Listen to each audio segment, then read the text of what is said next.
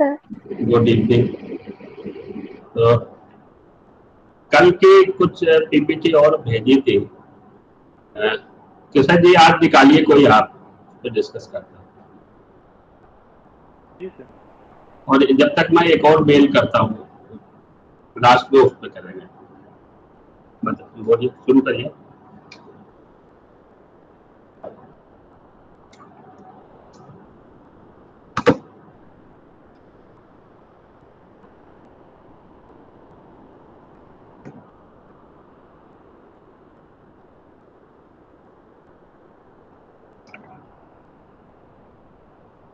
कोई भी ओपन कर लो।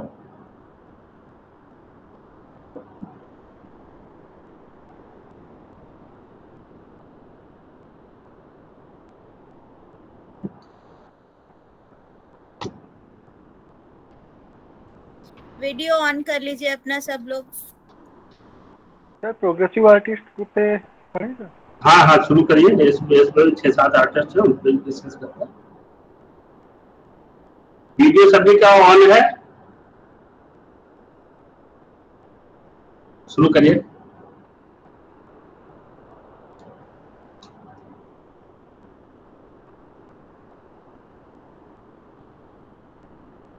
हाँ किशन जी। जी सर शुरू कर। हाँ शुरू करिए।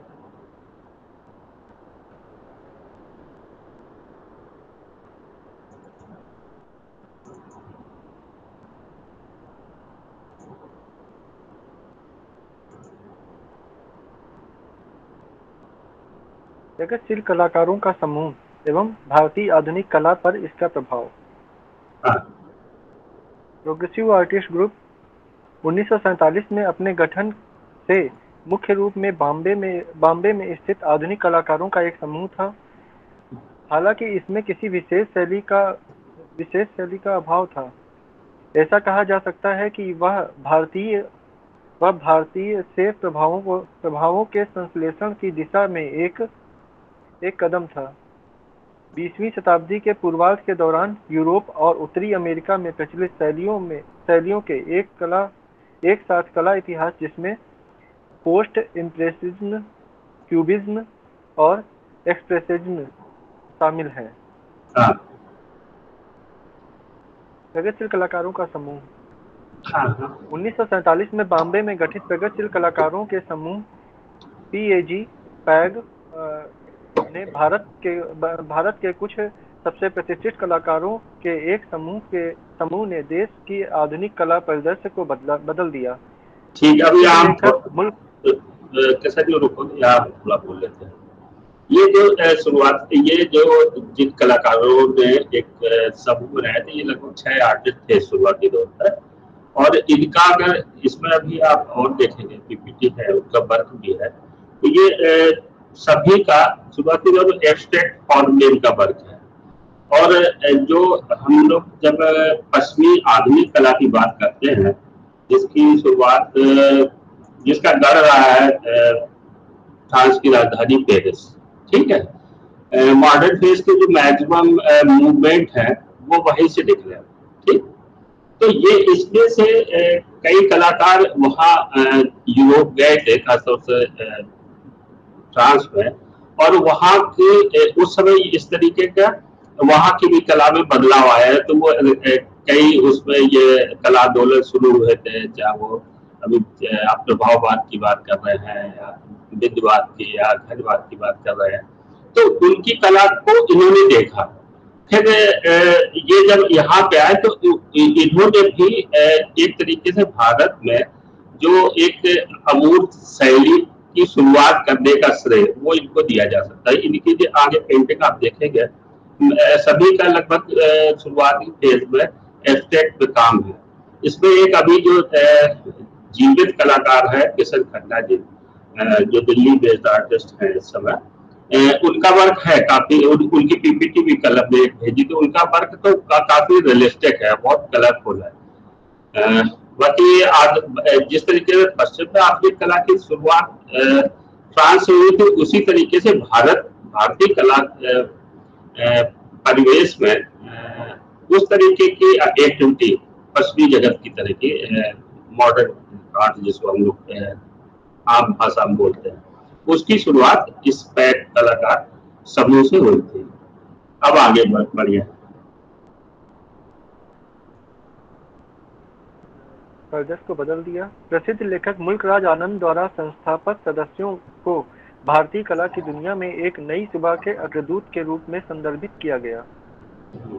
उन्होंने अपने समय की रूढ़िवादी कलात्मक प्रतिष्ठानों को चुनौती दी और एक सांसारिक मानसिकता की वकालत की।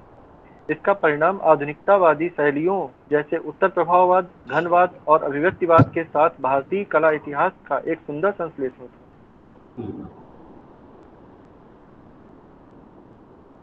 प्रोत्साहन। पैग को शुरू में FN सूजा, SS रजा, MF हुसैन, KH आरा, HA गाड़े और SK बाकरे शामिल थे। 14 अगस्त गड़े HA गड़े 14 अगस्त 1947 के कुछ समय बाद अस्तित्व में आया, जब भारत के विभाजन ने मानवता पर कहर बरपाया, जिसमें कई लोगों की जान चली गई या उन्हें विस्थापित कर दिया गया। माना जाता है कि विभाजन ने देश में नए मानकों को स्थापित करने के लिए संस्थापक सदस्यों के बीच कला के साथ शुरुआत की। अपने समय की रूढ़िवादी कला स्थापना को चुनौती देते हुए सदस्य बंगाल स्कूल ऑफ आर्ट का गठित पुनरुत्थानवादी राष्ट्रवाद से अलग होना चाहते थे और उनके आगे छुपा हुआ है। आगे बढ़ो। ये कब और कैसे शुरू हुआ? सूजा, रजा, आरा और आलोचक रशीद हुसैन ने अपने समय की कला प्रतिष्ठान को बदलने की उनकी इच्छा से प्रेरित होकर 5 दिसंबर 1947 को एक साथ आए। उन्होंने अपनी प्रदर्शनियों में न्याय प्रक्रिया की स्थिति के साथ अपना मोह भंग व्यक्त किया। एक निर्णायक समिति का गठन करके वे मनमानी चयन प्रक्रिया को समाप्त करना चाहते थे और अधिक पारदर्शिता लाना चाहते थे, जहां उभरती प्रतिभाओं को अपने काम का प्रदर्शन करने के लिए एक उचित मंच मिल सके। रजा, सूजा, आरा और बाकरे आश्वस्त ने पहले ही अपना काम एक साथ दिखाने का मन बना लिया था। सूजा ने हुसैन को साथ लिया और रजा ने गाड़े को पैग की दुनिया में प्रवेश कराया और इसी प्रकार समूह अस्तित्व में आया। वे शुरू में शैलीगत हाथापाई को रोकने के लिए 6 सदस्यों के साथ रहना चुनते थे। बाद में हालांकि पैग ने विस्तार किया और मानसी डे, राम कुमार और तैयब मेहता जैसे सम्मानित कलाकार समूह में जुड़े। 1950 में कृष्ण खन्ना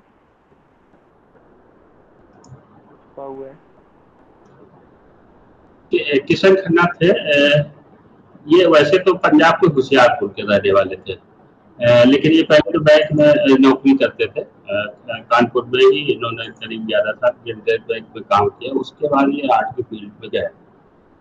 उसके बाद इस पैक से भी ये जुड़ गए थे। हालांकि शुरुआती इनके जो फाउंडर मेंबर्स थे, उनका अगर आप बढ़ के देखें तो टोटल एब्स्ट्रैक्ट फॉर्म में था और सबका जो कंपोजिशन का स्टाइल था, पेंटिंग की टेक्निक थी, वो सबकी अपनी इंडिविजुअल थी। बस कॉमन चीज यही थी कि एब्स्ट्रैक्ट में काम कर रहे थे, जो वो शैली पश्चिमी देशों से जिस तरीके का वर्क वो देख के आए थे। आगे बढ़ो। विविध शैलियां हैं। प्रोग्रेसिव आर्टिस्ट ग्रुप द्वारा निर्मित कृति के विशाल समूह को एक श्रेणी में जोड़ना कठिन है, क्योंकि प्रत्येक कलाकार विभिन्न आंदोलनों और शैलियों से प्रभावित था और एक अद्वितीय कलात्मक दृष्टिकोण और स्वभाव था।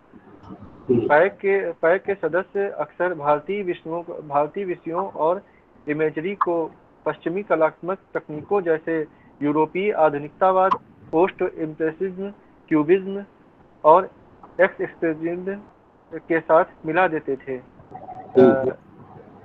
जबकि के.एच. आरा ने आकर्षक जल रंग और गौचे पेंटिंग बनाई, जो लोक और देसी आदिवासी कला शैलियों से मिलती जुलती थी। एफ एन सूजा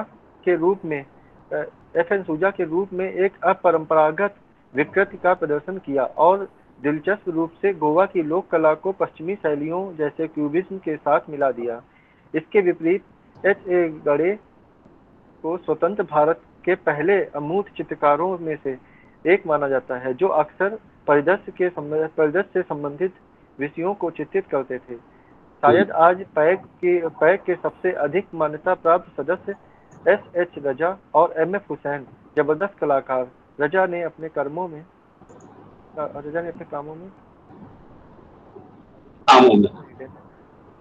M.F. हुसैन ने लोक कला, आदिवासी कला और पौराणिक कथाओं का एक सुंदर मेल प्रस्तुत किया और अपने ये जो रजा साहब थे, ये बेसिकली मध्य प्रदेश के थे, मंडला डिस्ट्रिक्ट के। ठीक है, मंडला जबलपुर से लगभग 65 किलोमीटर दूर है और मंडला डिस्ट्रिक्ट है ट्राइबल डिस्ट्रिक्ट, आदिवासी बहुल क्षेत्र है वो। तो वहीं से उन्होंने कुछ प्रेरणा रही होगी उनकी, जो प्रकृति में झलका है। आगे बढ़ो। M.F. हुसैन ने लोक कला, आदिवासी कला और पौराणिक कथाओं का एक सुंदर मेल प्रस्तुत किया। अभी ऑनलाइन क्लास बोलो बेटा। M.F. हुसैन ने लोक कला, आदिवासी कला और पौराणिक कथाओं का एक सुंदर मेल प्रस्तुत किया और अपने कार्यों के माध्यम से देश में क्यूबिज्म का सबसे प्रामाणिक स्वाद लाने के लिए जिम्मेदार थे, जिसमें अक्सर प्रतीकात्मा की तद्धिन भी होती थी। समूह में एकमात्र मूर्तिकार सह चित्रकार सदानंद बकरे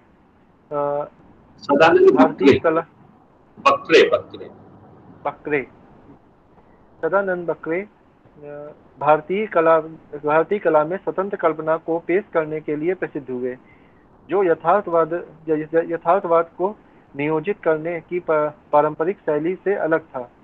उनके कार्यों को उनकी संवेदनशील मॉडलिंग और विशिष्ट अभिव्यक्ति द्वारा चिन्हित किया गया। पैग में गिरावट 1951 तक पैग के 3 प्रमुख सदस्य चले गए।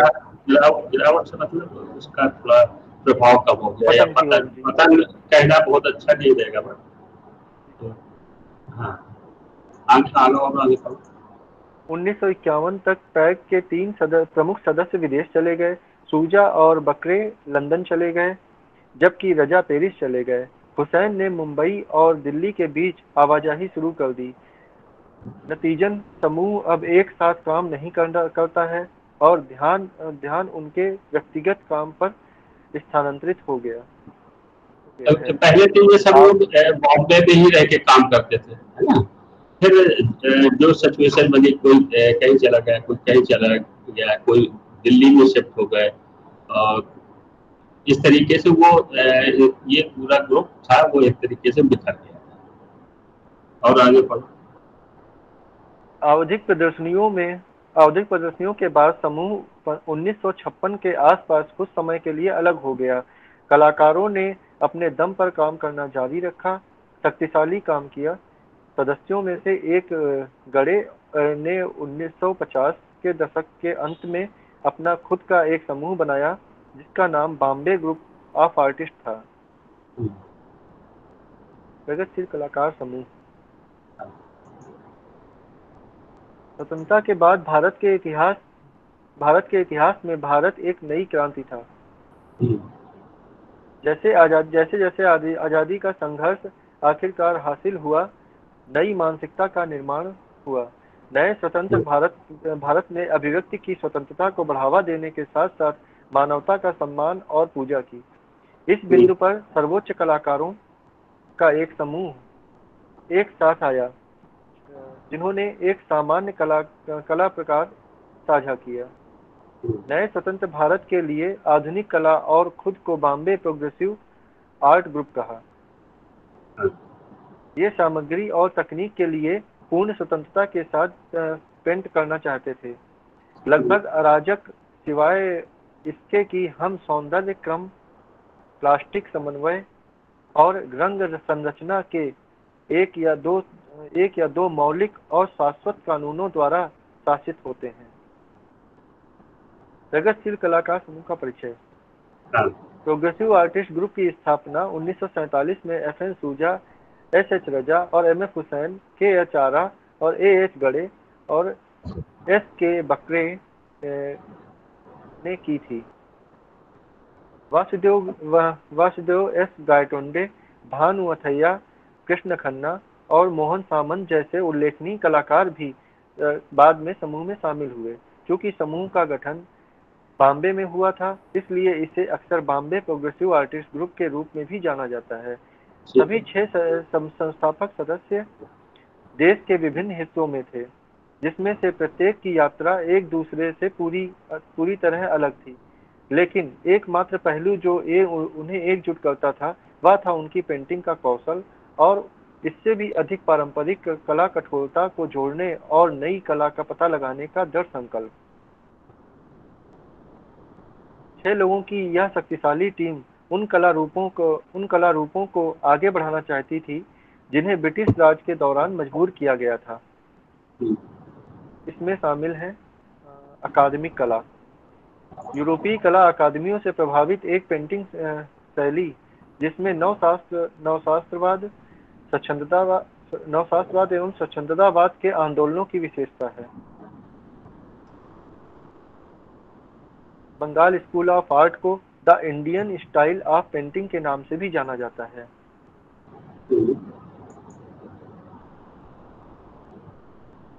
भारतीय राष्ट्रवाद से प्रेरित 20वीं सदी की शुरुआत का एक कला आंदोलन, इसका नेतृत्व और प्रचार रवींद्रनाथ टैगोर और ब्रिटिश कला प्रशासकों ने किया था। इस रूप की कलाकृतियों ने मुगल कला भारतीय आध्यात्मिकता से प्रेरणा ली और भौतिकवाद को खारिज कर दिया। FN सूजा ने पाइनिंग डैमसेल्स के उदासीन गोचेस के लिए Bengal school of art paintings की भावात्मक चित्र के रूप में आलोचना की।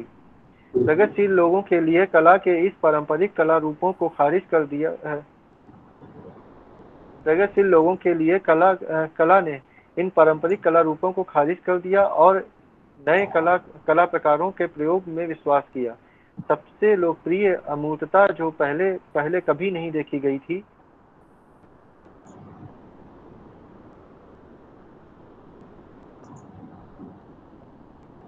तो डबल प्रिंटिंग है, तो समझ में नहीं आ रहा। ये हिस्टोरिकल बैकग्राउंड है, इसके बाद वो इंडिविजुअल आर्टिस्ट के बारे में होगा और उनका वर्क होगा, तो वहां से शुरू कर लो।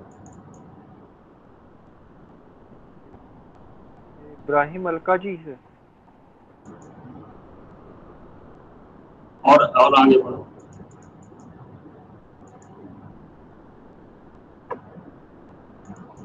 सर इब्राहिम अलका जी से शुरू करिए। इब्राहिम अलका जी प्रगतिशील समूह का एक महत्वपूर्ण समर्थक और प्रमोटर।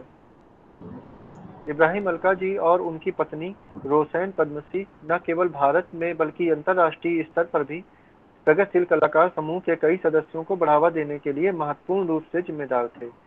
अलका जी के अलावा मुल्कराज आनंद, वाल्टर लैमहैंगर, इमैनुअल स्लेसिंगर, रूडी वान ग्लेडर, ये वाला भी पार्ट छोड़ो। ये लोग कला समीक्षक थे कि उनकी आर्ट को प्रमोट करने के लिए वो उस तरीके के प्रशंसक के रूप में कार्य कर रहे थे। ये आर्टिस्ट नहीं थे उस समय। वो MF हुसैन वगैरह जो सूजा आरा ये आगे दिए होंगे और उसमें उनका डिस्क्रिप्शन भी दिया होगा, पेंटिंग स्टाइल भी होगी और साइड में उनके पूरे अचीवमेंट की टेबल भी होगी और वर्क होगा। वापस। फ्रांसिस न्यूटन सूजा हाँ। क्या लिखा है कि मैं नहीं जानता कि एक सच्चा कलाकार मंडलियों के लिए या सर्वहार वर्ग के लिए चित्र बनाता है। मैं अपनी पूरी आत्मा के साथ विश्वास करता हूँ कि वह केवल अपने लिए पेंट करता है। मैंने अपनी कला को एक एक चयापचय चयापचय बना दिया।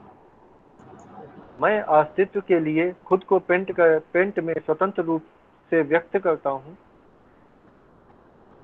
मैं जो चाहता हूँ, जो मुझे पसंद है और जो मैं महसूस करता हूँ, उसे रंग देता हूँ। यह उदाहरण एफ एन सूजा प्रोग्रेसिव आर्टिस्ट ग्रुप के एक सच्चे सदस्य के रूप में अपने विश्वास को काफी हद तक बताता है।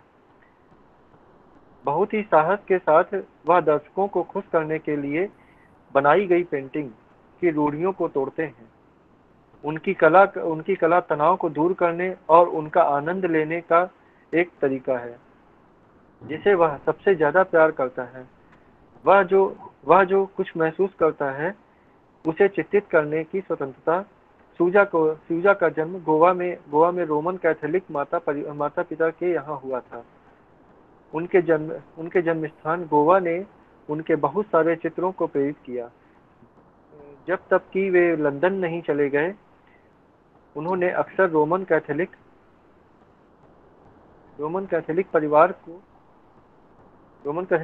को उनके खूबसूरती से बनाए हुए बगीचों और पेड़ों, चर्चों और आध्यात्मिकता की अपनी धारणा को प्रदर्शित करते हुए चित्रित किया।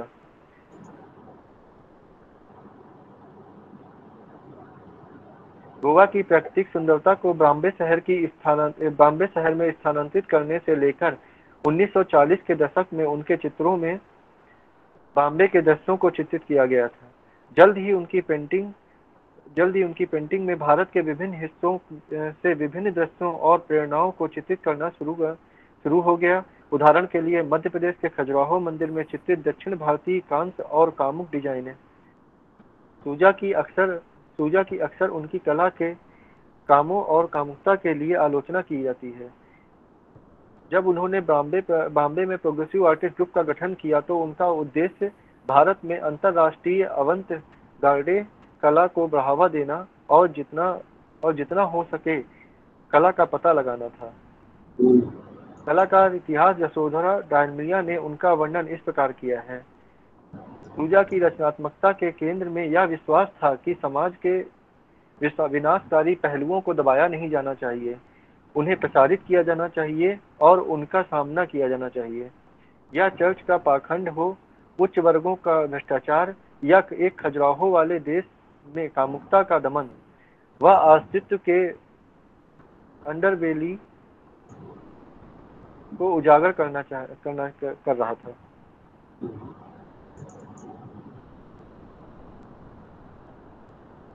सैयद हैदर रजा प्रगतिशील कलाकार समूह के एक अन्य सह संस्थापक रजा मध्य प्रदेश के थे और 1950 में एक कलाकार के रूप में अपना कैरियर तलाशने के लिए फ्रांस चले गए थे।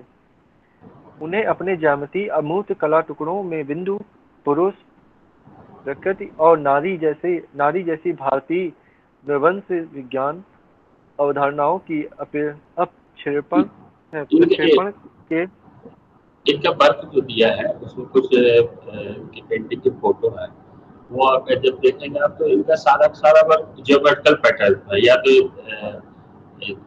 रेक्टेंगल, स्क्वायर और सर्किल, ये तीन चीजें उसमें जनरली कंपोज करते थे अपनी कंपोजिशन। और कलर स्कीम बहुत इनकी फास्ट और कंट्रास्ट कलर स्कीम होती थी। चलो और आगे बढ़ो। अवधारणाओं के प्रक्षेपण के लिए जाना जाता था। रजा को एक कलाकार के रूप में अपनी पृष्ठ प्रदर्शक यात्रा के लिए पद्म श्री, ललित कला की fellowship, Padma Bhushan, Padma Vibhushan, Prix de la Critique जैसे विभिन्न पुरस्कार और मान्यताएं मिली। उन्होंने नागपुर स्कूल ऑफ आर्ट के बाद बॉम्बे में sir J school of art और पेरिस के इकोले नेशनल सुपेरियर डेस बिक्स आर्ट्स INSBA में पढ़ाई की है। सूजा और पदमसी ने अर्ध आधुनिक फैशन में चित्रित किया। हालांकि रजा ने मुगल काल की एक वापसी की, जिसमें एक खेल के साथ रंगे हुए रंग के साथ गहना जैसे पानी के रंग का निर्माण किया है। वह महत्वपूर्ण संग्राहकों द्वारा काफी सफल और अधिग्रहित किया गया था। रजा ने पश्चिमी आधुनिकतावाद, अभिव्यक्तिवाद, अमूर्त कला और तंत्रवाद के साथ प्रयोग किया। उनकी सबसे प्रसिद्ध रचनाओं में 1944 की परिदृश्य में को उजागर किया, जिसे आलोचकों ने जूसर और रमणीय के रूप में सराहा।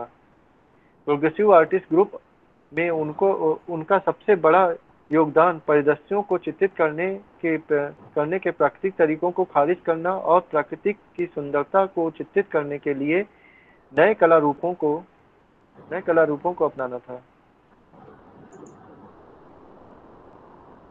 कृष्णा जी हौलाजी आरा KH आरा ने अपना जन्मस्थान हैदराबाद से भाग गया। मिस प्रिंट है। ये हैदराबाद से अपने बॉम्बे शिफ्ट हो गए थे। अच्छा, वो ओवरलैप हो गया होगा कहीं पे, वो वर्ल्ड फैल गई है। हैदराबाद से भाग गया और बम्बई आ गया, जहां उनके एक अंग्रेजी परिवार के लिए एक हाउस बॉय की नौकरी की। अपने खाली समय के लिए उन्होंने पेंटिंग के लिए अपने शौक का पता लगाया, जिसे उन्होंने महसूस नहीं किया कि यह एक महान प्रतिभा है, जब तक कि इसने टाइम्स ऑफ इंडिया के कला समीक्षक रूनी वोहलेडेन और बाद में वाल्टर लैमहैंगर का ध्यान आकर्षित नहीं किया, जो इतने प्रभावित हुए कि इन्होंने जेजे स्कूल में आरा को आमंत्रित किया। कला के अपने कौशल को तेज करने के लिए आरा पहले समकालीन कलाकार थे, जिन्होंने महिला जुराबों को अपने विषय के रूप में इस्तेमाल किया। हालांकि कई आलोचकों द्वारा महिला जुराबों की उनकी पेंटिंग की सटीक नहीं होने और झूठे चित्रण के रूप में आलोचना की गई है। प्रगतिशील कलाकार समूह के अन्य सदस्यों की तरह आरा ने न केवल अपनी कला के विषय के साथ बल्कि अपनी कलात्मक शैली के साथ भी प्रयोग किया। उनकी सबसे प्रसिद्ध कलात्मक शैली प्रभावशाली प्रभाव थी, जहां उन्होंने अपने चित्रों को उजागर करने के लिए एक पतली रंजकता का प्रयोग किया था। आरा को तक आगे छुपा हुआ है, हिडन है। हरि अम्बादास गड़े रंगों में अपनी महारत के लिए प्रसिद्ध हैं। उनकी अधिकांश कृतियों में लैंडस्केप पेंटिंग शामिल है, जिन्हें जल रंग के साथ जीवंत किया गया और थोड़ा अलग था। और जैसे वो आरा हुए, ये निकट हुए, इनका बिल्कुल टोटली एब्स्ट्रैक्ट काफी था। ठीक है, चलो थोड़ा आगे बढ़ो। किया गया है। उसके बाद तेल चित्रों की उनकी बाद की तकनीकों को शामिल किया गया। वह 1947 में बॉम्बे आर्ट सोसाइटी की प्रदर्शनी में प्रदर्शित अपनी 2 पेंटिंग नैरो लेन और फाउंटेन जुब्बलपुर के साथ सुर्खियों में आए। इन परिदृश्य चित्रों की रंगों की भावनात्मक समझ और रजा के परिदृश्य के साथ हाथ से हाथ मिलाने की प्रशंसा के लिए प्रशंसा की गई। प्रोग्रेसिव आर्टिस्ट ग्रुप के अन्य सदस्यों के विपरीत गड़े की एक मजबूत शैक्षिक पृष्ठभूमि थी, जिसके पास नागपुर विश्वविद्यालय से विज्ञान और गणित में डिग्री थी और उसके बाद जेजे स्कूल ऑफ आर्ट का डिप्लोमा था। उनके चित्र विज्ञान के उनके ज्ञान को ज्यामितीय रूप से डिजाइन किए गए परिदृश्यों के अगले हैं सदानंद बकरे प्रगतिशील कलाकार समूह के एकमात्र मूर्तिकार थे। आरा के साथ उनकी दोस्ती ने उन्हें प्रोग्रेसिव आर्टिस्ट ग्रुप के संस्थापकों की टीम का हिस्सा बनाने के लिए प्रोत्साहित किया।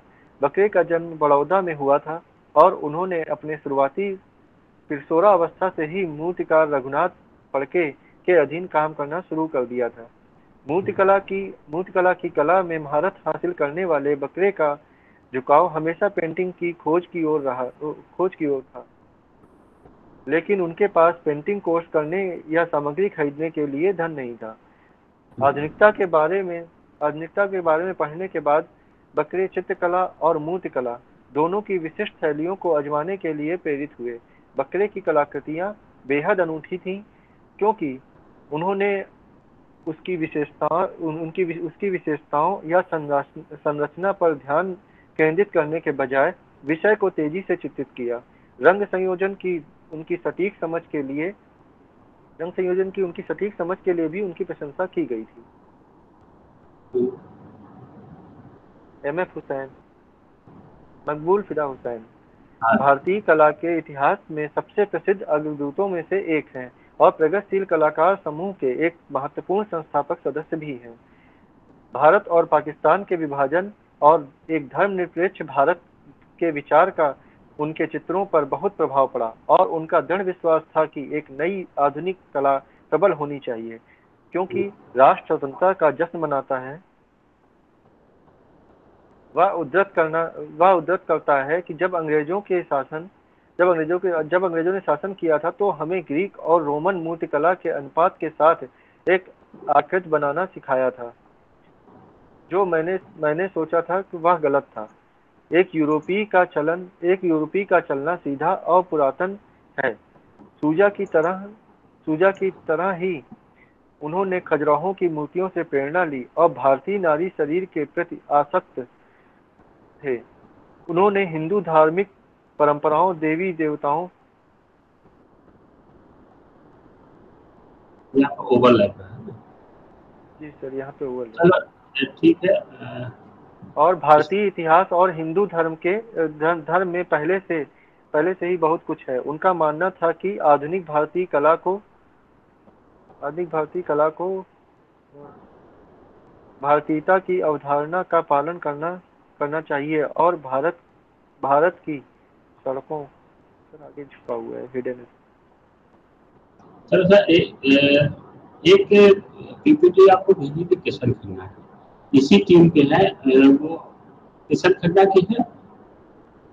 सिद्धार्थी ने हाँ तो ट्रांसलेट शायद हुई नहीं थी। अच्छा, ट्रांसलेट थी। और कौन सी भेजी थी?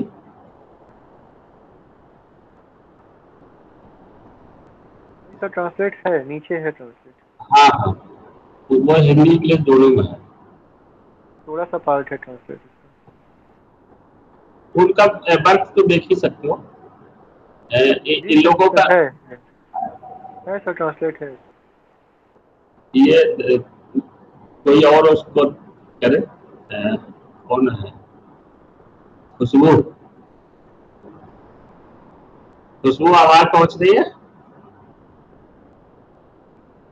अनम्यूट करो अपना।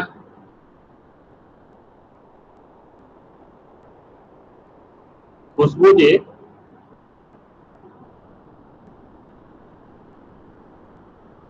Yes sir. सर आ रही है आवाज अब। किशन खन्ना जी को जरा समझाओ। जी। प्रारंभिक जीवन 1938 में सर एक मिनट 1938 में खन्ना ने RMS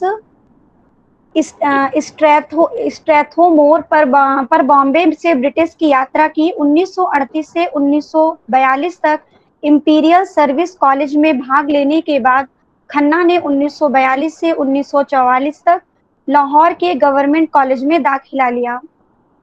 1946 में उन्होंने 14 साल के लिए ग्रिडलेस बैंड के साथ काम करना शुरू किया।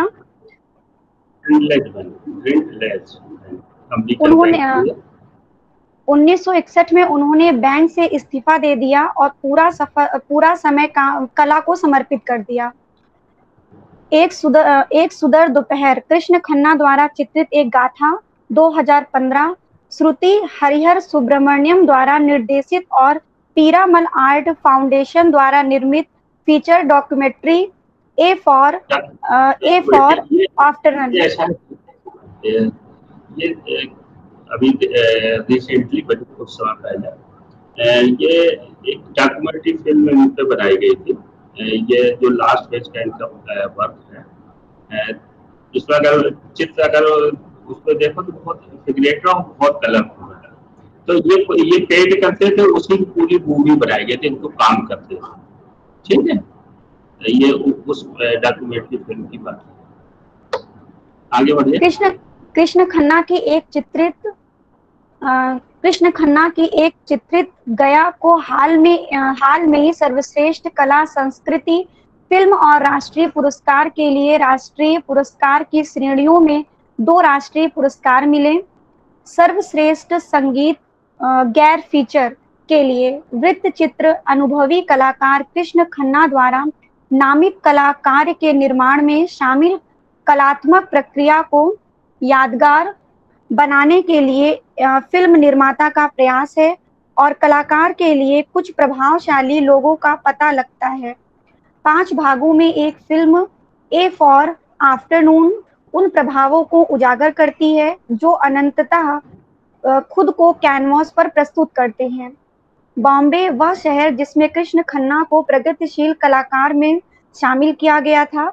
बारात, शादी की बारात, भारतीय शादियों में एक निरंतर रंगों की पसंद, पीला, नीला और सफेद, अन्य कलाकार, अन्य कलाकृतियां जो उन्हें इस स्थान और समय पर पहुंचाती हैं। ए फॉर आफ्टरनून के संगीत निर्देशकों की संगीत जोड़ी अरविंद जयशंकर चेन्नई, भारत से बाहर हैं। उन्होंने राष्ट्रीय पुरस्कार विजेता फिल्मों, वृत्तचित्रों, विज्ञापनों, कंप्यूटर और मोबाइल डिवाइस, गेम और कई अन्य परियोजनाओं पर काम किया है, जिससे संगीत, ध्वनि डिजाइन और ऑडियो उत्पादन का दायरा शामिल है।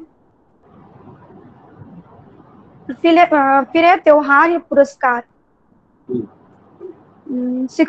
63वां राष्ट्रीय फिल्म पुरस्कार सर्वश्रेष्ठ कला सांस्कृतिक फिल्म।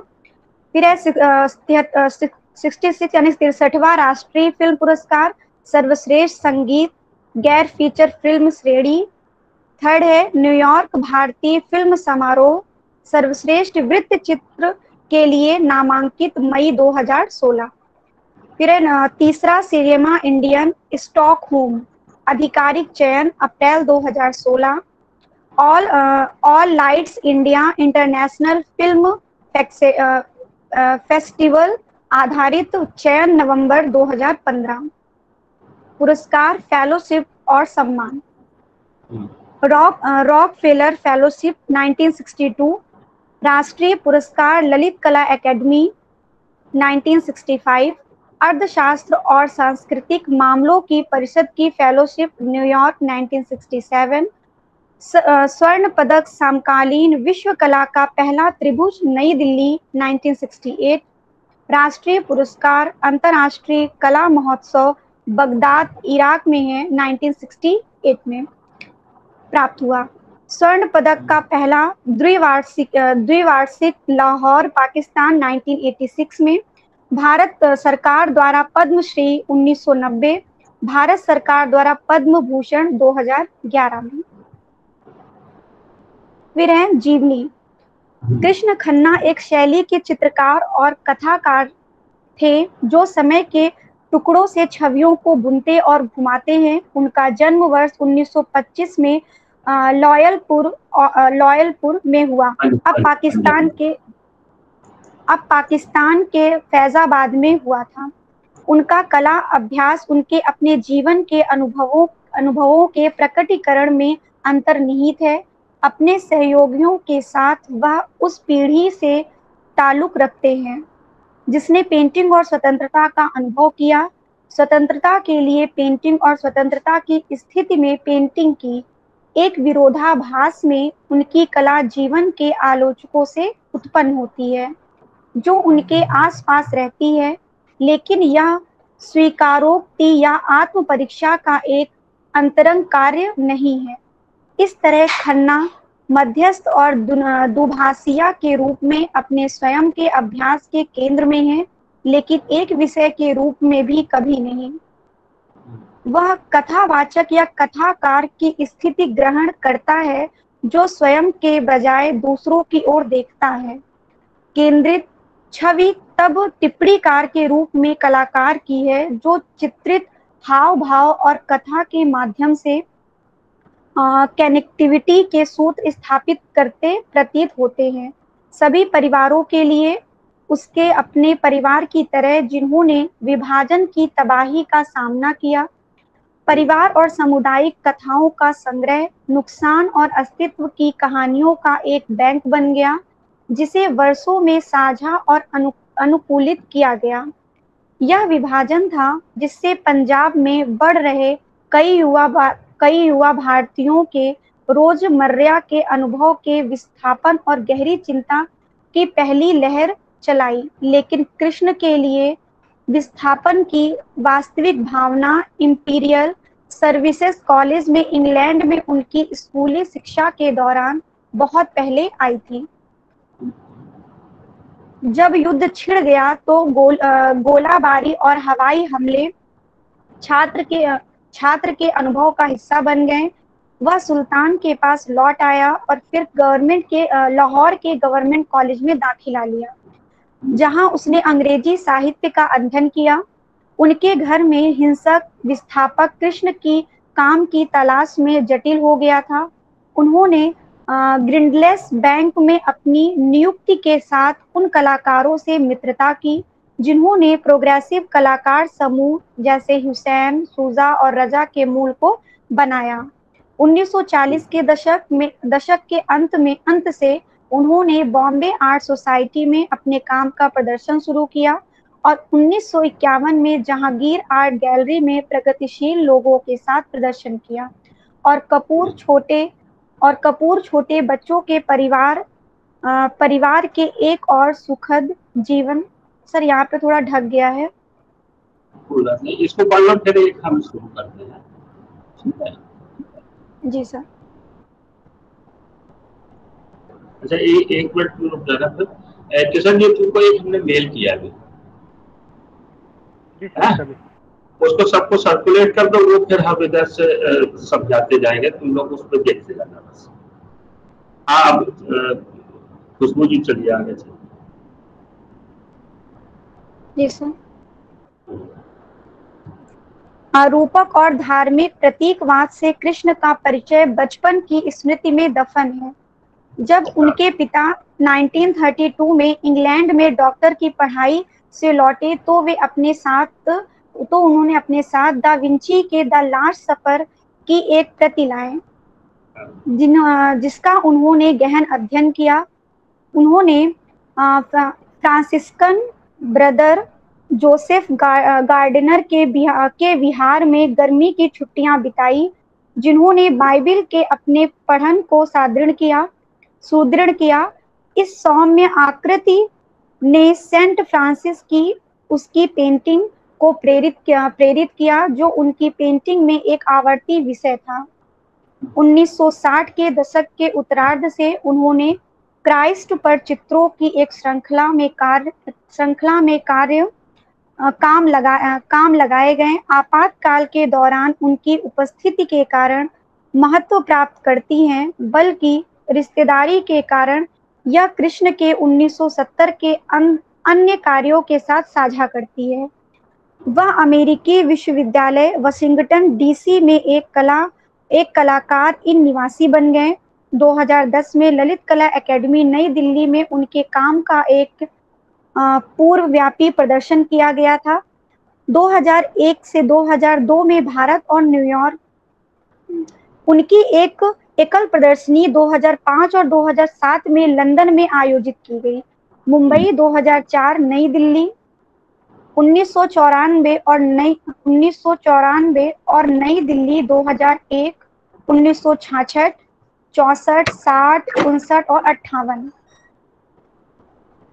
उनके कार्यों को 2001 और 2002 में भारत और न्यूयॉर्क के दीर्घाओं में प्रदर्शनियों में शामिल किया गया था। 2011 में भारत सरकार ने उन्हें पद्म भूषण से सम्मानित किया।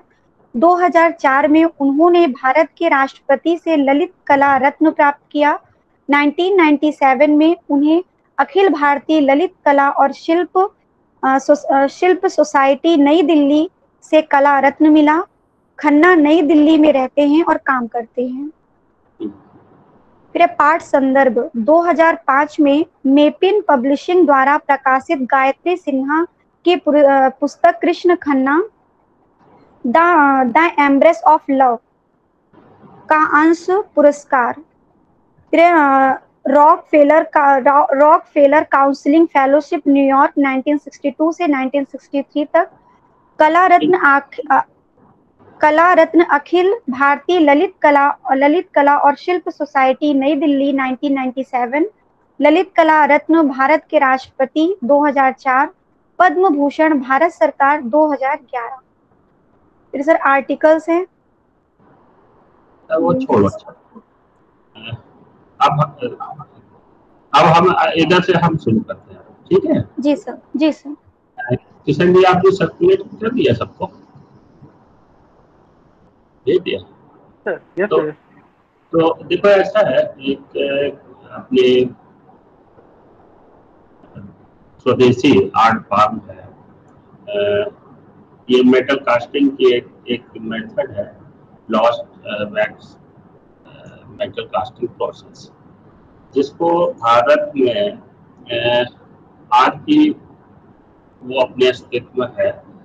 और ये आर्ट फॉर्म बेसिकली जो भारत के ट्राइबल कम्युनिटीज हैं, उनकी ये पीढ़ी दर पीढ़ी कला विकसित हुई और अभी तक है। और आज आधुनिक समय के हिसाब से उसके थोड़े रूपों में बदलाव आई, जो जिस तरीके के वो आर्टिफैक्ट्स बनाते थे तो उनमें बदलाव आया। और बहुत सारे ऐसे रूप वो करने लगे उसमें जो कलात्मक है, घरों को सजाने में काम आते हैं, ऑफिस में काम आते हैं, और दूसरे तरीके के सजावटी ऑब्जेक्ट बनाने लगे। ये है कला, एक ढोकरा आर्ट फॉर्म, ठीक है? नाम सुना है आप लोगों ने? ढोकरा आर्ट फॉर्म है, ढोकरा कला कहते हैं। और ये बेसिकली जो अपना मध्य प्रदेश था, मध्य प्रदेश के जब दो हिस्से हो गए तो एक जिला है बस्तर। बस्तर का नाम सुना आप लोगों ने? बस्तर नाम है छत्तीसगढ़ में, ठीक है? तो मूल रूप से तो हम इसको मध्य प्रदेश की कहेंगे, आज भले वो छत्तीसगढ़ में चला गया है जिला। तो उस हिसाब से आप हम देखें तो मध्य प्रदेश और छत्तीसगढ़ दोनों प्रदेशों की ये मूल आर्ट फॉर्म था। और ये जो मेथड इन्होंने अपनाया और अपनी जरूरत की कलाकृतियां या दूसरे ऑब्जेक्ट्स ये मेटल से ढालते रहे, तो ये बेसिकली इंडस वैली सिविलाइजेशन के टाइम से शुरू हुई थी। और वो आर्ट फॉर्म ये अभी तक जीवित रखे हुए हैं, ठीक है? तो उसको था क्या कि ये जैसे आज के सोसाइटी में बहुत सारी जातियां हैं, है ना? ऐसे जो हमारे भारत का तो आदिवासी समुदाय है, उनमें भी कई अलग अलग कम्युनिटीज हैं और उन कम्युनिटीज के भी अलग अलग नाम हैं। तो ये जो ढोकरा या कुछ लोग उसको डोकरा कहते हैं, तो ये वहाँ की कम्युनिटी का नाम है, बस्तर की। उस बस्तर की कम्युनिटी के नाम पे उस आर्ट फॉर्म को ढोकरा या डोकरा आर्ट फॉर्म कहने लगे, ठीक है? इसी प्रकार से जो मध्य प्रदेश में आदिवासी समुदाय आज इस समय जो काम कर रहे हैं, वो बैतूल डिस्ट्रिक्ट के आसपास 4-5 गांव हैं, वहां के ट्राइबल से वो काम करते हैं और उनकी कम्युनिटी का नाम जो है भरेवा। तो आर्ट फॉर्म तो वही है, टेक्निक वही है, मटेरियल वही यूज होता है, तो इनकी कम्युनिटी उसी कला को भरेवा कला कहते हैं। अब कुछ लोग उसको बेल मेटल क्राफ्ट कहते हैं, कुछ लोग उसी कला को जाली काम के नाम से जानते हैं, कुछ भराई कला के नाम से जानते हैं, कुछ घरेवा कला के नाम से जानते हैं। ठीक है, तो ये उसके स्थानीय अलग अलग कम्युनिटीज के आधार पर वो अलग अलग नाम कहते हैं। बेसिकली तो ये जो मध्य प्रदेश के मूल आदिवासी निवासी थे वहां से इसकी शुरुआत हुई और ये बहुत पुरानी कला है जो उनकी पीढ़ी दर पीढ़ी बढ़ी। जैसे सपोज आपके घर में कोई खास तरीके के आर्ट फॉर्म हो या जो काम हो, तो अभी जो बच्चे होंगे तो जब वो संभालेंगे तो उसी तरीके काम करते सीखेंगे, तो वो चाहते ना चाहते वो सब उसकी बारीकियां ऑटोमेटिकली सीख जाते हैं। वो कहीं पे किसी इंस्टीट्यूट में तो वो पढ़ने नहीं गए कि वो कला वहां से सीख के आए, उन्होंने शुरू किया। अब ये जो आर्ट फॉर्म कहाँ कहाँ पे भारत में विकसित हुआ और इसका विस्तार हुआ। बेल मेटल इसको कहते हैं, अभी बताएंगे बेल मेटल भी क्यों कहते हैं। कि ये जो जैसे अभी हमने कहा मूल रूप से मध्य प्रदेश का ये आर्ट फॉर्म था, स्वदेशी पारंपरिक धातु की ढलाई की कला। इसमें ये जो कम्युनिटी है थोड़ी वैसे घुमंतु प्रवृत्ति के लिए कि थोड़े दिन यहाँ रहे थोड़े दिन वहाँ रहे। जैसे आप लोगों ने देखा होगा कई बार सड़क के किनारे वो राजस्थान के लोग आते हैं गाड़ियां लेके और रोड किनारे अपना बैठ जाते हैं और भट्टी बना के थोड़ा लोहे के घरेलू औजार वगैरह चाकू वो चिमटा फिमटा इस तरीके के औजार बनाते रहते हैं।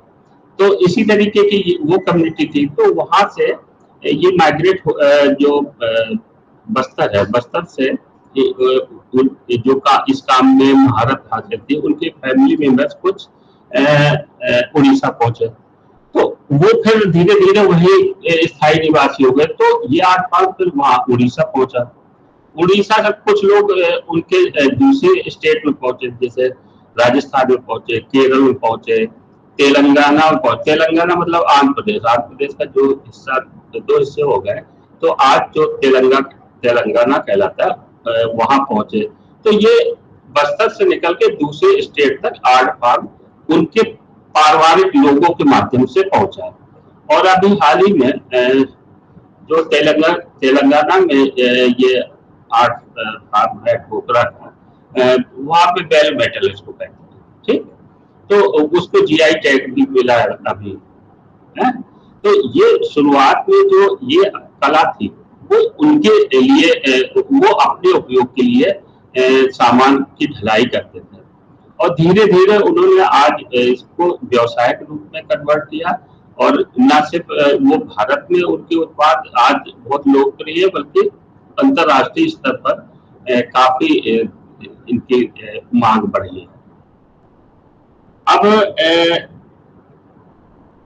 जैसे बेल मेटल की बात आई, तो अभी हमने कहा कि ये अपने जीवन से जुड़े जो उनके जरूरत के सामान थे, कुछ इनके जो धार्मिक अनुष्ठान होते हैं उसके कुछ रीति रिवाज होते हैं हर समाज के, उसकी जरूरत के ही सामान बनाते थे पहले। सपोज आप लोग पढ़िए कहाँ पे, एक ब्रेसलेट टाइप का बना होगा कंगन वाला, ओरिजिनल डिस्क्रिप्शन जहाँ हेडेड है उससे ऊपर एक प्लेट लगी है, बीर कंगन। ठीक है, इसको देख रहे हो आप, इसको थोड़ा और इलाज करके देख लीजिए। तो इसमें जो चारों तरफ एक्चुअली ये जो कम्युनिटी है ये अपने आप को पांडवों का वंशज मानती है। ठीक है, तो इसमें चारों तरफ अगर आप इलाज करके थोड़ा देखें तो जैसे हमारे जीवन की जीवन का एक लाइफ सर्कल है, उसमें हर चीज का अपना अपना अस्तित्व, अपना अपना महत्व। और खासतौर से अगर हम देखें प्रकृति, मनुष्य और जीव जंतु, ये इन सब की एक दूसरे पर निर्भरता है।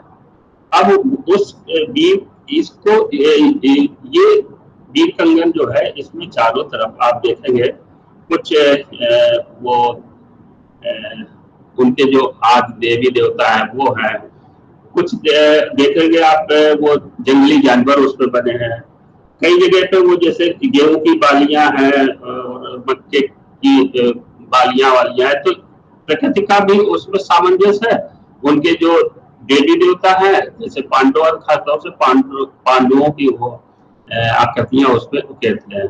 तो उस कंगन के चारों तरफ वो प्रकृति से संबंधित, जानवरों से संबंधित और उनके जिनकी वो पूजा करते हैं उनकी इमेजेस उस पर बना के असेंबल करते हैं, कंपोज करते हैं।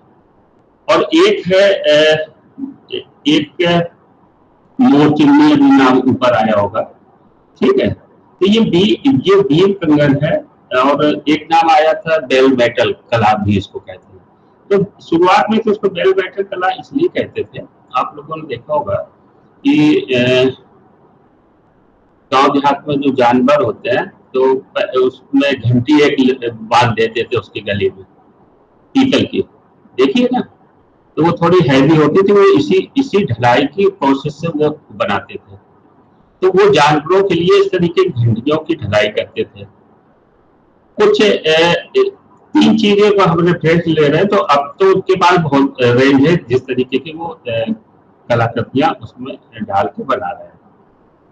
ये 3 चीजें उनके रीति रिवाजों से जुड़ी हैं इसलिए। तो एक तो वो जानवरों के लिए इस तरीके के वो बनाते थे घंटियां, इसलिए बेल मेटल कहते हैं। फिर एक ये जो कंगन की हम बात कर रहे हैं, ये जैसे हर धर्म के मुताबिक, अगर मान लीजिए हिंदू धर्म की बात करें तो हर आदमी अपने घर में किसी न किसी देवी देवता की मूर्ति या कैलेंडर रख लेता है, उसी की पूजा करता है, ठीक है ना। तो ये जब नवविवाहित जोड़ा या बहू अपनी ससुराल पहुंचती थी, तो जब वो आप लोगों ने देखा होगा संस्कार में कई बार जब बहू पहली बार घर में प्रवेश करते तो अनाज भर के लोटा वोटा शायद कुछ रख दिया जाता है, ऐसी रिचुअल होती है कि उसमें पैर से गिरा के तब आगे वो इंटर करते हैं।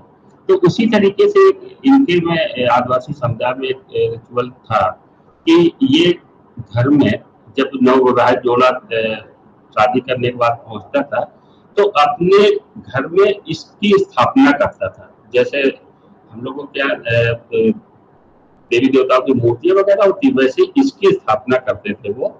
और ये स्थापना इसलिए करते थे कि उनके जो नवविवाहित जोड़े की एक नई जीवन यात्रा शुरू हो रही, उसकी मंगल कामना के लिए कि वो सफलतापूर्वक पूरा उनका संपन्न हो जाए। ये स्थापना इसी की वो पूजा करते हैं, क्योंकि इसमें प्रकृति से भी जुड़ी उनकी चीजें हैं, जो उनके देवी देवता है वो भी है, और जिन पशुओं पे या जानवरों को उनकी निर्भरता है वो भी उसमें है। तो ये एक तरीके की ये उनकी जैसे हिंदुओं में देवी देवता की मूर्ति है, उसी तरीके से उनकी मूर्ति समझते, इसको नाम देते हैं वो बीज कंगन। दूसरा एक नाम आया था मोर चिन्नी, ठीक है। मोर चिन्नी देखते इमेज है कि नहीं इसमें। मोर चिन्नी जब लड़की की विदाई होती थी शादी की बात में, तो उसके स्वाभाविक आज भी देखा हो टेलीविजन में, तो उसके जीवन में जो जिन सामानों की जरूरत होती तो वो उसके साथ भेजी जाती है ससुराल। तो उसी प्रकार से ये कॉमन ये था मोर चिन्नी। ये एक तरीके का बहुत कलात्मक दीपक होता था और वो पूरा स्टैंड होता था। और मोर चिन्नी इसलिए उसको नाम इन लोगों ने दिया कि उस स्टैंड के ऊपर जो जैसे गांव देहात में कांच की बोतल में दीपक बना लेते हैं, है ना, उसमें केरोसिन भरते और जलाते हैं। तो ये उसी अभिप्राय के लिए, तो उस समय बिजली तो होती नहीं रही होगी जब से ये आर्ट फार्म था, तो ये दीपक दिया जाता था कि, और जो मोर बनी रहती थी, जो उसका पेट वाला हिस्सा होता था, उसको जैसे कांच की बोतल को हम तेल भरने के लिए यूज करते हैं, वैसे वो यूज किया जाता था। तो ये देखने में भी अच्छी लगती थी और उनके घर में प्रकाश की व्यवस्था भी बनी रहे, इस काम में भी आती थी। इसी प्रकार से एक ये लोग अपने जरूरत के ही सामान बनाते थे शुरू में। एक जैसे कई कम्युनिटी में आप लोगों ने देखा होगा, जब दूल्हा बारात लेके जाता है तो वो अपने एक वो कुछ लोग चाकू लेके जाते हैं, कुछ खंजर नुमा कुछ पहन लेते हैं। तो इनके में भी वो रिवाज रही थी कि दूल्हा जब जाता था तो वो खंजर लेके जाता था, तो उस तरीके खंजर वगैरह भी इसी मेथड से वो ढलाई करते थे। इसके अलावा फिर अब तो पहले तो अपनी जरूरत के लिए इस कला का यूज करते थे, अब उन्होंने इसको व्यवसायिक रूप में अपनाया। तो व्यवसायिक रूप में अपनाया तो बहुत सारे नए नए इनोवेशन उन्होंने किए और नए नए आर्ट फॉर्म उसमें करने लगे।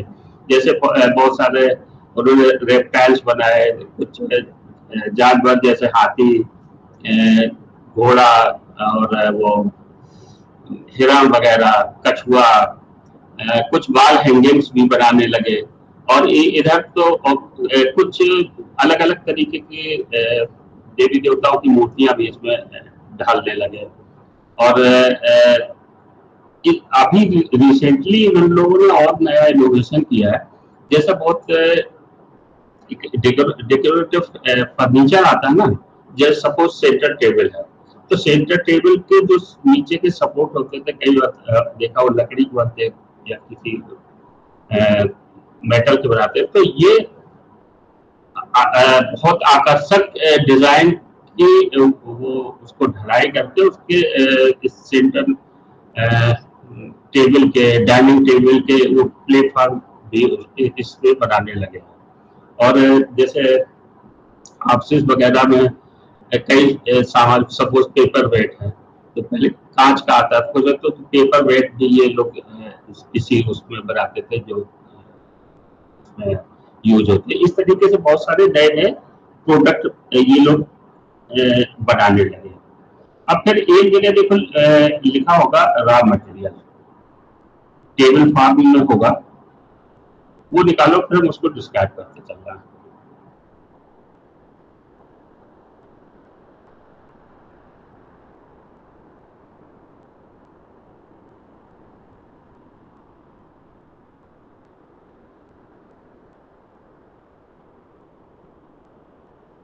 निकाल लिया? Yes sir. तो इसमें जो रॉ मटेरियल है, इसको मूर्ति की ढलाई में जिन सामग्री का उपयोग होता है उनकी टोटल संख्या है 11। ठीक है, तो सबसे पहले लिखा होगा आंट हिल्स मड। ठीक है, तो ये चींटियों की बांगी होती है ना, तो वहां की मिट्टी यूज करते हैं। और वहां की मिट्टी अगर नहीं मिली तो ये लोग क्या करते हैं, जहाँ रोपा वाली धान की फसल होती ना, जिसमें पानी भरा रहता है, तो धान की फसल जब कट जाती है तो फिर वहां से वो नीचे की जो मिट्टी है वो निकाल लेते हैं, उसको सुखा के फिर कूट के प्रोसेस करके उसको तैयार करके यूज करते हैं। तो एक तो ये इस तरीके की मिट्टी यूज करते हैं। नहीं मिलती तो कोई भी मिट्टी यूज करते हैं, लेकिन ये दो तरीके की मिट्टी इस काम के लिए बेहतर है। ठीक है, फिर पानी जरूरत पड़ती है इनके प्रोसेस में, तो वो पानी के लिए हर तरीके का पॉट, ट्रेडिशनल पॉट वो इस्तेमाल करते हैं। फिर नंबर 3 पर है बाइंडिंग सब्सटेंस, जिनको हम बंधक कह सकते हैं, हिंदी में बंधक कह सकते हैं, बाइंडिंग सब्सटेंस। बाइंडिंग सब्सटेंस पे क्या क्या यूज होता है इनके में, एक तो देखो दो लोग बैठे होंगे, ये काऊ डंग है, गोबर गोबर का यूज होता है। फिर ये चॉप ग्रास है, या उसकी जगह नहीं मिलती या तो भूसा इस्तेमाल कर लेते हैं। भूसा नहीं मिलता तो तीसरी मेज है वो धान की भूसी। तो इनमें से ये बंधक के रूप में इसमें यूज होता है। फिर एक इनका बेस मटेरियल है बी वैक्स। बी वैक्स का मतलब हो गया मधुमक्खी के छत्ते का वाला मोम। एक तो आर्टिफिशियल आता है, ठीक है, केमिकल वाला, वो इसमें काम नहीं आता है। एक तो ये मधुमक्खी के छत्ते का वो मोम हो गया। फिर बिटमेन तारकोल, ठीक है। तारकोल में देखो दो इमेज बनी होगी उसमें, एक सॉलिड फॉर्म में आता है तारकोल जिससे काली वाली सड़कें बनती है, एक लिक्विड फॉर्म में आता है। तो इनमें से जो भी आसानी से मिल जाता वो इसमें इस्तेमाल होता है। अब इस्तेमाल कैसे होता है ये हम अगले प्रोसेस में बताएंगे। फिर एक है लोभान। लोभान जानते हो कि नहीं जानते हो? कई बार आप लोगों को देखा होगा मुस्लिम कम्युनिटी में जो कुछ लोग वो आते हैं ना, वो पॉट में आग जला के और थोड़ा सा लोभान डालते हैं और खुशबू फैल जाती है ना। फकीर टाइप के लोग जो आते हैं तो वो लोभान डाल के, वो उनका मांगने का तरीका है। जाते हैं जगह जगह, वो वहां से एक तरीके से वहां के एक बात किए तो वो पवित्र करते हैं, ऐसा। तो ये एक तो यूज इसका वो है। और ये लोभान में आप लोगों ने और देखा होगा जब हिंदू कम्युनिटी में क्रिमिनेशन होता है तो डेड बॉडी के ऊपर भी ये डाला जाता है, ठीक है। तो ये एक तरीके से ये खुशबू के लिए ये होता है कि डेड बॉडी जलेगी तो अजीब सी खुशबू आएगी, तो ये उसको बैलेंस करता है। तो लेकिन यहाँ पे इसका जो यूज होता है वो जब ये बी वैक्स तैयार करते हैं गरम करके तो उसमें मिलाते हैं, तो वहां पे ये प्यूरिफायर की तरह काम करता है, उसको उसकी जो अशुद्धियां है उसको दूर करता है। फिर एक मस्टर्ड ऑयल है। मस्टर्ड ऑयल से मतलब जनरली तो वो सरसों का तेल का यूज करते हैं, और अदरवाइज कोई भी कुकिंग है। फिर है वैक्स थ्रेड।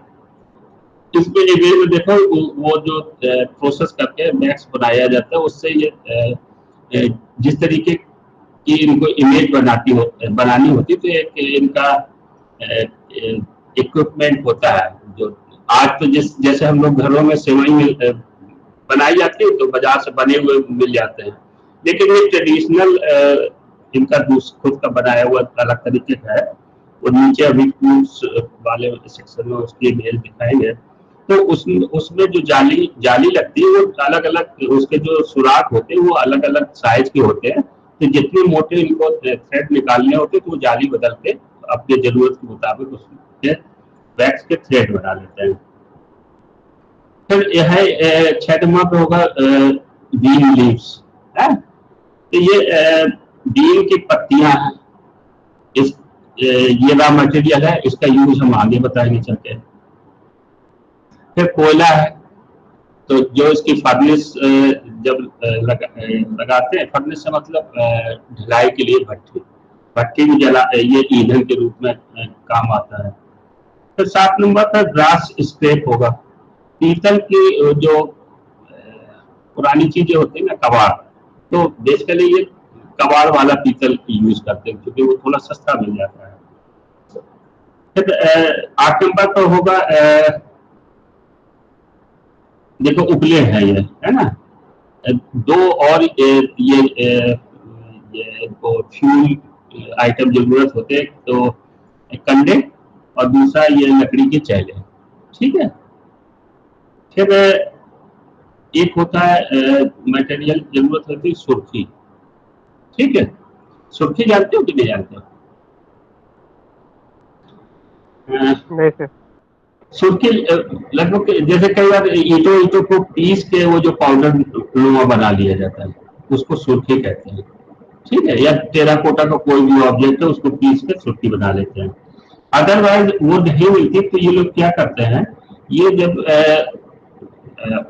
पूरी मूर्ति बन जाती है तो उसको उसका मोल्ड तैयार करते हैं, ऊपर मिट्टी इट्टी लगा के, फिर उसको जब बेक किया जाता है, फिर उसके मेटल पिघला के उसमें भराई भरते हैं, तो उसको कास्टिंग प्रोसेस कहते हैं।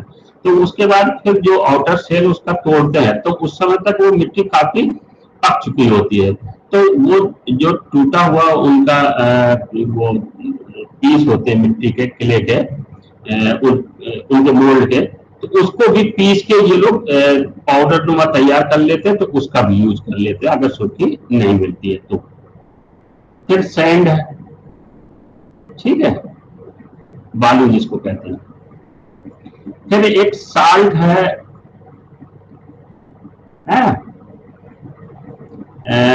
साल्ट को और दूसरा नाम बता दें इसको, वैसे सुहागा कहते हैं। सुहागा जानते हो तुम लोग कि नहीं? वो लोभान जैसे जब वो लोग मोम को पकाते हैं तो उसमें प्योरीफायर का काम करता है। और सुहागा का काम है जब वो मेटल पिघलाते हैं घरिया में, तो उसमें थोड़ा सा वो डालते हैं, तो उसकी मेटल की, क्योंकि पुराना मेटल ये यूज कर रहे हैं तो बहुत सारी गंदगी गंदगी होती, तो ये उसकी अशुद्धियां निकाल देता है। और कई बार होता है कि सुहागा नहीं मिलता है तो उस पीतल जो पिघला के लिक्विड बनाया है तो उसमें अशुद्धियां दूर करने के थोड़ा सा एल्युमिनियम का टुकड़ा मिला देते हैं, तो वो भी मेटल की प्योरीफाइड की तरह एक्ट करता है। वो भी नहीं मिलता है तो ये लोग ट्रेडिशनली क्या करते हैं, भट्टी से जो जला हुआ कोयला होता है गरम, वही निकाल के एक दो टुकड़े उसमें डाल देते, तो वो भी उसमें प्योरीफायर का काम करता है। और ये सुहागा ये भी दो फॉर्म में आता है, एक पाउडर फॉर्म में और दूसरा सॉलिड फॉर्म में। फिर 11 नंबर पर है वो आयरन नेल्स एंड वायर्स, ये लोहे का तार और लोहे की कील है। इसका यूज जो है वो हम आगे बताएंगे। फिर इसके टूल्स और उनकी उपयोगिता, ठीक है। अब इसकी ढलाई में और जो मूर्ति बनाते हैं शुरुआत से आखिर तक कौन कौन से औजारों का इसमें इस्तेमाल होता है, ये शुरुआती 5 नंबर तक ये शुरुआती 5 जो इक्विपमेंट हैं ये इनके पारंपरिक टूल्स हैं। जैसे सबसे पहला इमेज आपको दिख रही होगी, ये लकड़ी का चौकोर पटरा दिखाई पड़ रहा होगा, उसी के बाद 3-4 चीजें उसके ऊपर रखी हैं। तो ये एक तरीके का लकड़ी का एक चौकोर प्लेटफॉर्म नुमा होता है जिसको ये मूर्तियों को बनाने में इस्तेमाल करते हैं। तो इसको ये अपनी जो लोकल लैंग्वेज है उसको पीढ़ा कहते हैं, ठीक है। फिर नंबर 2 पर है हत्था। हत्था में ये देखो 2 इमेज दी है, एक ये लकड़ी का ये वाला एक हत्था है और दूसरी में उसी हत्थे को इस्तेमाल करके वो क्वाइलिंग कर रहे हैं, मतलब मूर्ति बना रहे हैं।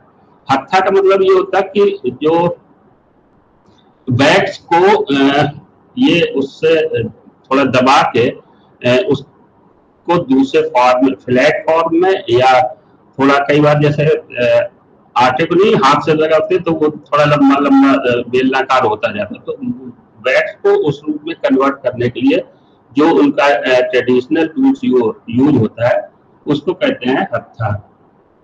फिर एक ये देखो तीसरी नंबर पे आपको दिख रही होगी, ये लकड़ी के जो प्लेटफॉर्म उस पर रखा है, ये थोड़ी ट्रायंगुलर टाइप की एक इमेज है। ये एक तरीके का उनका ट्रेडिशनल चाकू है और उसको काटी कहते हैं। तो इसको वो बैग्स के थ्रेड को काटने के लिए यूज करते हैं, ठीक है। तो उसको वो अपनी भाषा में काटी कहते हैं। फिर ये देखो 3 इमेज है इसमें, इसमें तीसरे वाले में 3 तरीके के टूल्स रखे हैं। ये इंडिविजुअली हर आर्टिशियन जो है इसका ढोकरा शिल्पी, इसको कथनी कहते हैं। ये अलग अलग तरीके के टूल्स होते हैं जिसको वो जब वैक्सिंग करते हैं तो उसको अलग अलग शेप देने के लिए ये यूज करते हैं। तो और ये बेसिकली हर आर्टिस्ट अपने अपने हिसाब से उसको तैयार करता है लकड़ी से। 5 नंबर पे ये स्केल रखा है, इसमें तो स्टील का, लेकिन ट्रेडिशनली ये लोग उसकी बांस का एक पटरी यूज करते थे। उसको हम लोग स्केल इंग्लिश में कहते हैं, तो ये लोग उसको पटरी बोलते हैं। ठीक है। फिर एक 6 नंबर पे एक इमेज दिख रही होगी आपको पीतल की, इसको ये लोग कहते हैं नर्जा।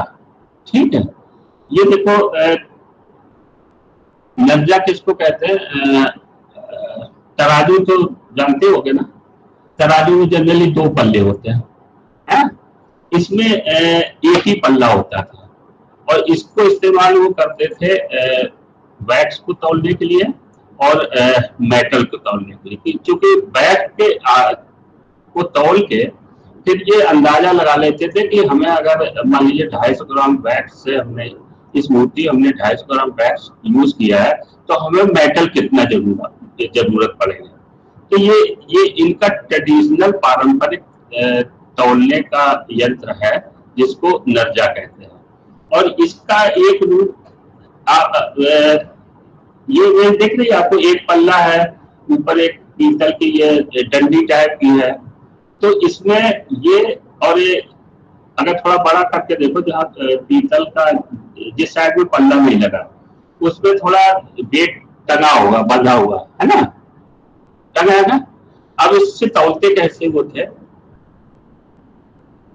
अगर आप लोगों ने रेलवे स्टेशन पर कभी ध्यान दिया हो, जहाँ पे सामान की बुकिंग होती है तो वो तौलते हैं, उनके यहाँ जो तराजू लगा रहता है वो भी इसी का थोड़ा लेटेस्ट वर्जन है। उसमें भी एक ही पल्ला होता है, एक लंबा से स्केल होता है, उस पर कुछ डेट लगे रहते हैं, उसको आगे पीछे करके उसका बदल करते हैं। तो ये उसी का पुराना रूप है जिसको नजरा कहते हैं।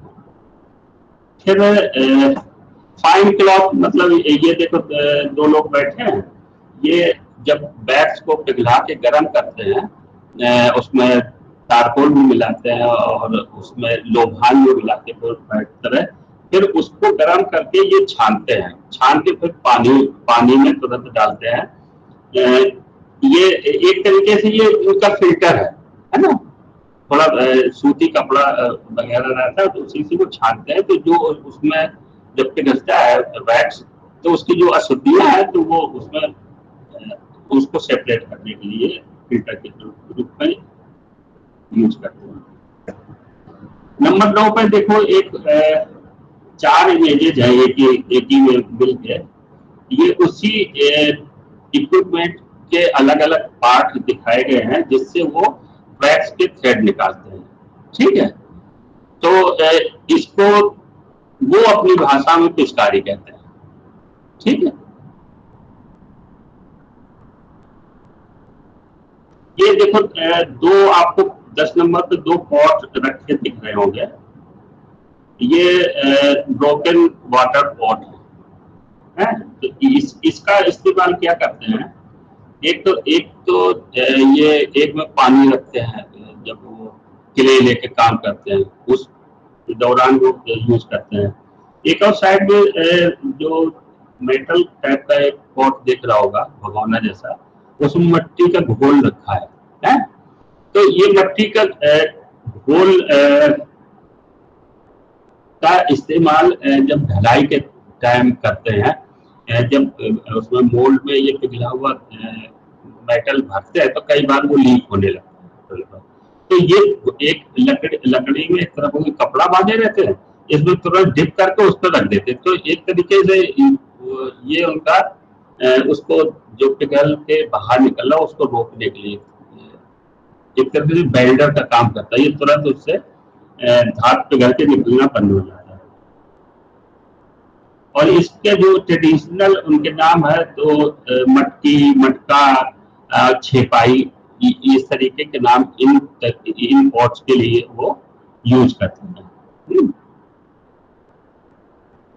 फिर एक ये देखो 11 नंबर पर ऑयल बाउल है। तो ऊपर तुम लोगों ने देखा होगा एक जब हम मस्टर्ड ऑयल बता रहे थे तो उसमें इमेज हमने वो लगा दी है कि वो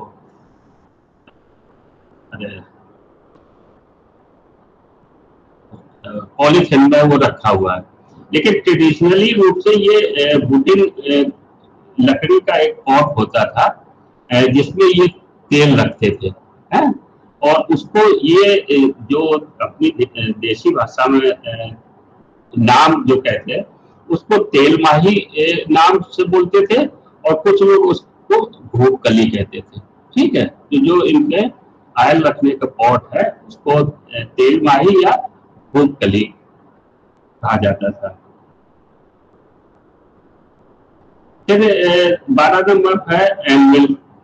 ये एक तरीके का देखो दो इमेज इसमें रखी है, एक पर हथौड़ा रखा है, वो जनरली जो लोहार वगैरह है ना उनके यहाँ पे इस तरीके का तुमने रखा होगा जिसपे वो मेटल वगैरह को तोड़ते हैं। तो और एक जो दूसरे वाला है वो भी उसी तरीके का है, लेकिन ये बहुत अलग अलग डिजाइन के आते हैं। लोग अपनी जिस तरीके का काम करते हैं उस जरूरत के मुताबिक उस अपने आकार प्रकार का खरीद लेते हैं। लेकिन ये ट्रेडिशनली तो शुरुआत में तो ये बड़े से पत्थर या बोल्डर का लोग उसका यूज करते थे, और फिर धीरे धीरे ये रेलवे लाइन की पटरी लोग यूज करते हैं। और इसका यूज क्या होता था कि ये जो मेटल जब गलाते हैं तो बड़े बड़े आकार का होते हैं तो उसको तोड़ने के लिए काम में आते हैं, और फिर जब ढलाई करने के बाद जब ऊपर का जो मोल्ड है उसकी मिट्टी तोड़ के निकाल लेते हैं तो उसमें कई बार रबर वगैरह उसमें जो डाले जाते हैं उसको तोड़ के निकालने के लिए भी इसका उपयोग करते हैं। फिर नंबर 13 और 14, ठीक है, इसको हम लोग तो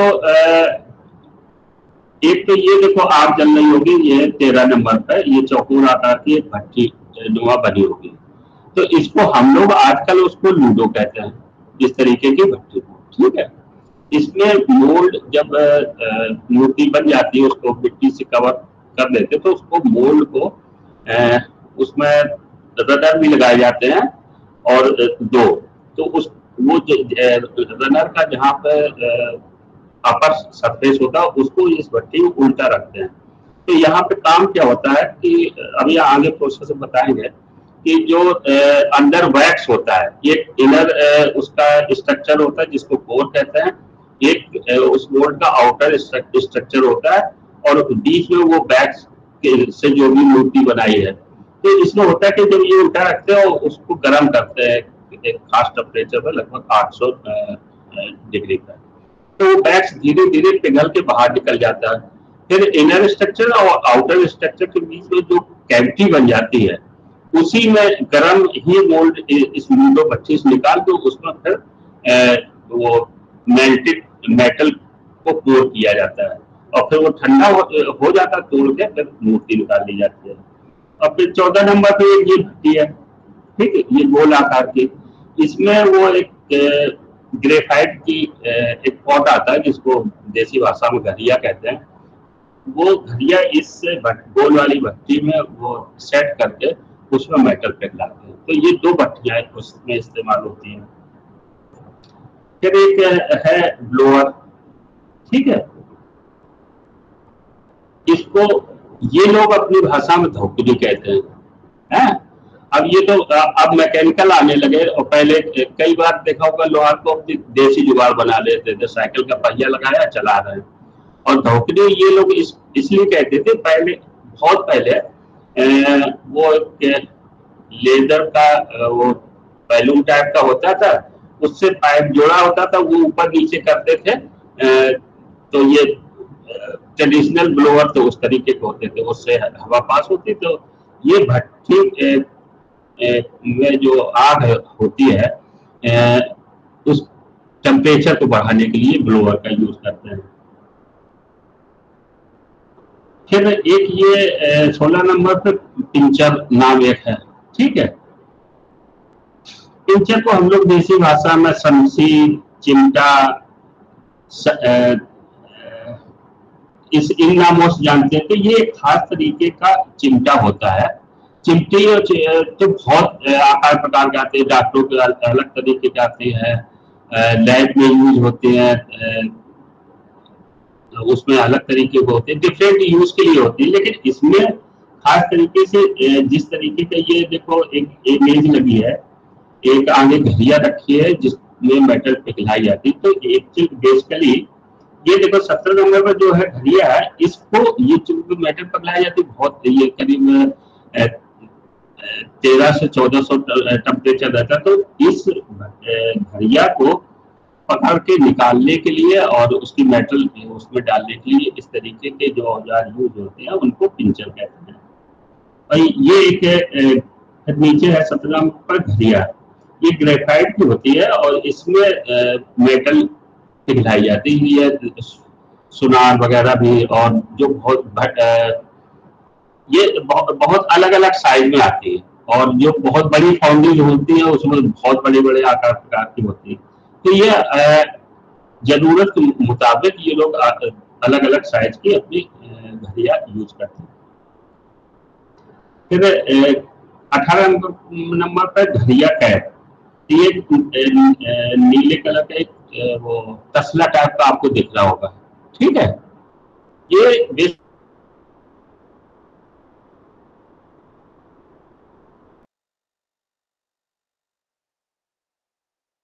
का ये मेटल का पॉट यूज करते हैं, और इसको जब वो मेटल पिघलाते हैं तो उस घड़िया को कवर करने के लिए, और बीच में सुराख होते इसलिए कि वो उसमें लोहे के रॉड से उसको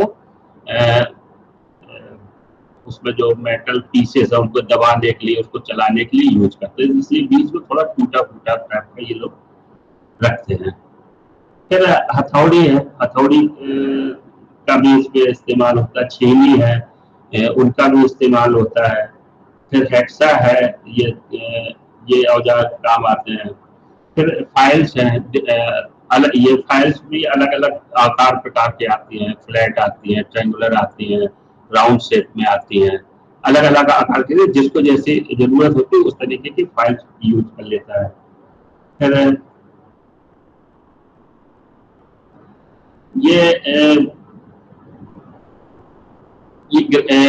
एक्चुअली इसको ये जो इमेज में दिख रही है ये बफिंग मशीन कहलाती है, और ये दो काम में आती है।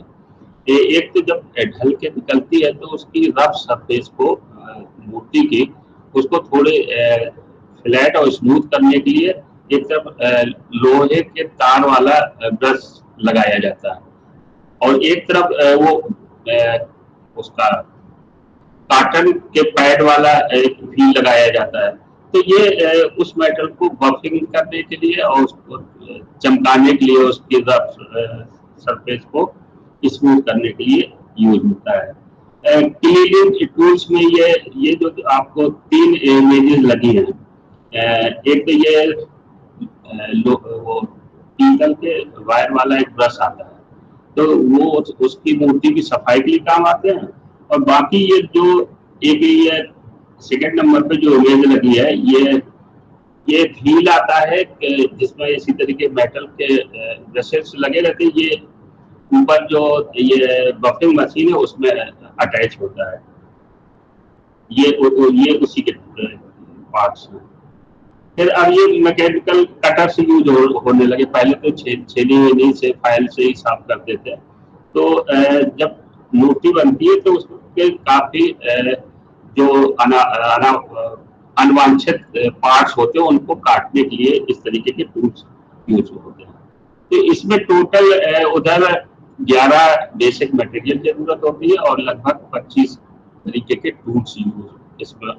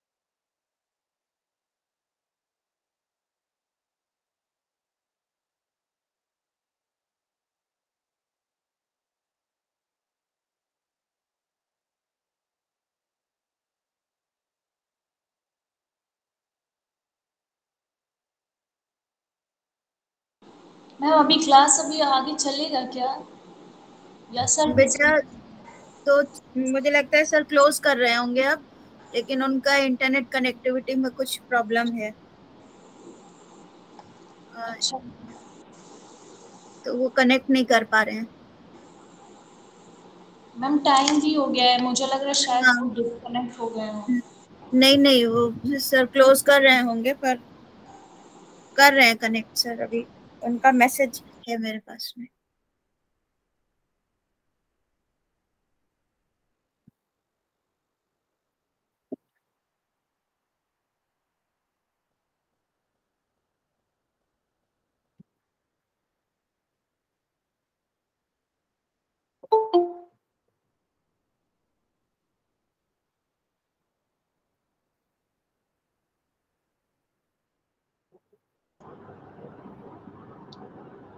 हाँ, नेट चला गया था तो रिज्वाइन करना पड़ा।